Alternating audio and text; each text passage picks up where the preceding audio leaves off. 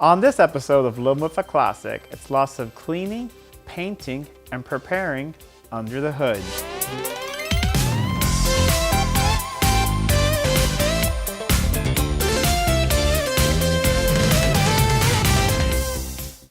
Welcome back to Living with a Classic. If you're new to my channel, I hope that you stick around and consider subscribing. I put new videos every week on some great Jaguar and classic car related content like this 1975 XJ6 that I'm working on right now. I have the cylinder head on the bench. It's all been gone through and checked. So the next thing I'm going to do is lap the valves on it and put it all back together, but that will be in a future video. But before I can put that on the car, I really need to clean up the engine bay. It's not really necessary, but it looks terrible. There's oil and grime and grease just everywhere.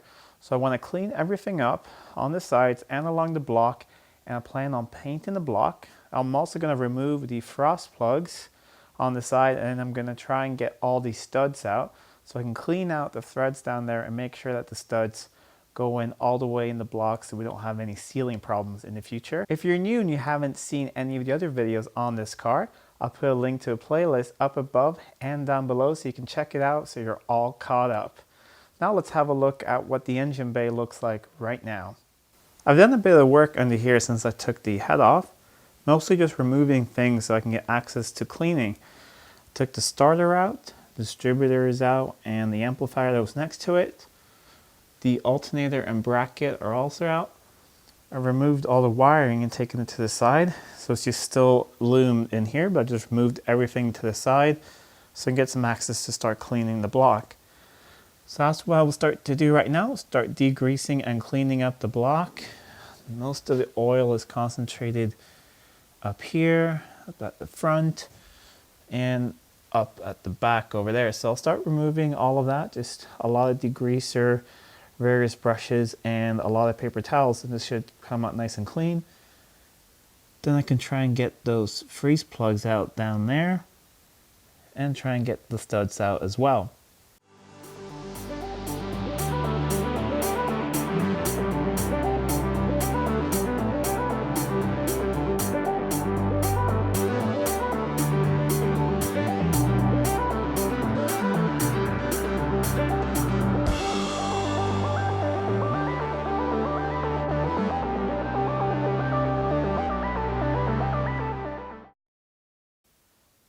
About an hour or so of cleaning later, and I'm starting to feel some results. I did end up removing the power steering pump. It was just, I was a bit lazy before, but it's just two lines, so I disconnected it and took the bracket off so I can really clean it and clean off the pump as well, because that thing was really dirty. It's starting to look pretty nice back here in the bell housing. And I'm not going for perfection at all, just want to clean it up so I can paint it. I just don't want anything to be oily and grimy. When you work on the engine in the future, it's nice and clean up here as well. The front cover and around the water pump came out really nice. So I've been starting to remove the core plugs here. I have one left on this side. So I thought I'd show you guys how you remove it. It's pretty easy. You just need a big screwdriver and a pretty big hammer, and just knock away and you get them out. So I'll set up the camera and I'll show you how you get them out. Here's that last core plug I want to take out. The reason I want to take it out is because the head studs, they go into the block right behind there. And also this is a place where a lot of crud and just debris from the cooling system just ends up being trapped there. So it's a great time to clean it out. So I'll get this one out. Basically just knock it in through the side and it kind of twists around and you pull it out. And because there is a stud there, it's not really good to hit at the bottom. It's better to hit it on the side so it twists this way and doesn't hit the stud. So I'm going to start whacking away. So of course the last core plug is the most stubborn one. So it ended up flipping the other way, so I had to take the stud out. So basically this is what you want to happen. You want to flip over and you can pull it out. And all the other ones, I flipped it to the side and then it will come out. But when I hit on the side here, it was just completely stuck. So, but that was not a problem. I just took the stud out.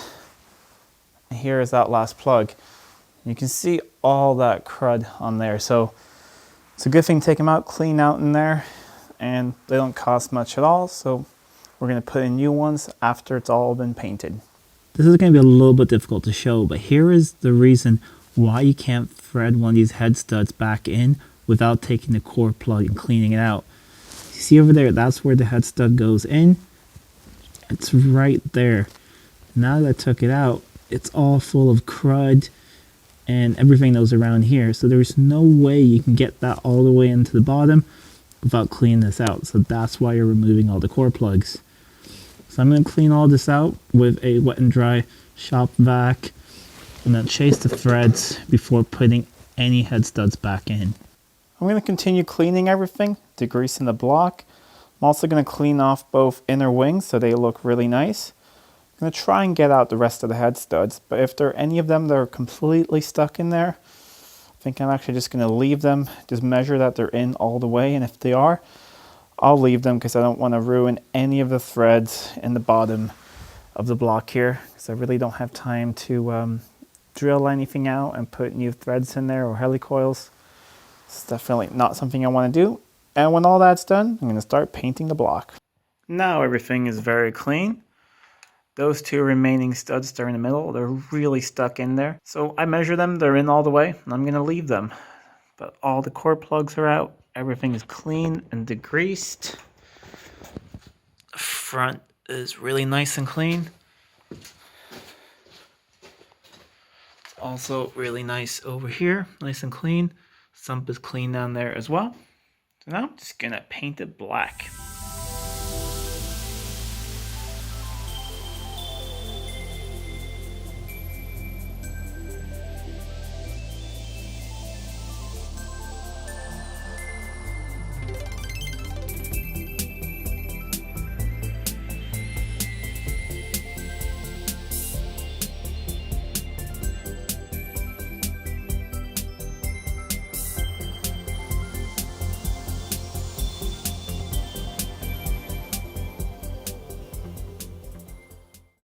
It's been a couple hours and now the paint is completely dry to the touch. Still needs to cure for about a week before it's fully hardened and it can withstand all types of chemicals and heat and bumps without getting any nicks in it. But really happy with that.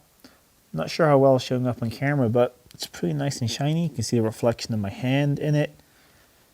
And just everything's a lot nicer and cleaner. I like the contrast with that new paint and the cleaned up front cover. Still have a little bit more cleaning to do on it, but it's definitely getting there. This side's really nice as well. I do still have to clean up the inner wings a little bit more. Started over here and over there as well. Gonna remove the expansion tank and that's gonna get painted with all other tinware and parts. Clean up the starter and all of that, probably paint the starter as well. I think I'm going to paint the power steering pump also. And clean up a bit more down here. And since the metal's really good, I'm going to apply some kind of rust proofing around here. Around the radiator support, they like to rust there. And this thing is pretty rust free. So we're going to keep it that way. Paint everything and protect it. And just make it look really nice. And that's it for today's video. And I hope you guys enjoyed it, even though it's a little different. Wasn't a tutorial, it wasn't a how-to, it was more just having you guys follow along on the process of the home restoration of the 1975 XJ6. So what's happening next? I've ordered all the parts that I need, so I'm waiting for that to arrive. So as soon as I get the parts, I'll put in the new core plugs, put in all the new gaskets, the head will go back on. But before that, there's one more thing I'm going to do to the head. I'm going to lap all the valves and build the whole head back together, but that will be in a different video. Of course, there will be videos on the carbs. Don't worry, I haven't forgotten. I promise there'll be at least 1 or 2 videos on these SU carbs. Actually, there'll probably be 3. Well, there'll be a lot of videos on those SU carbs. Another thing that's also going to happen is a lot of cleaning and painting. I'm going to paint the cam covers, the front cross member across the radiator, all the tinware basically, so the air box, air filters, all of that. But I haven't really decided if I'm going to go glossy black or matte black. So I'd like you guys to let me know in the comments down below, what do you think would look nicest now that the engine is a shiny glossy black, and the head's going to be really nice and clean. I'm going to keep it in bare aluminum. It's going to be pretty polished. What do you guys think? Should it have a satin sort of matte black, or should it be completely glossy? I haven't really made up my mind yet. On my previous XJ6, I had everything in sort of a matte black. I really like that, but maybe I want to try something new this time, so please let me know in the comments down below. And until next time, I'm Adam, and this was Living with a Classic. I'll see you soon.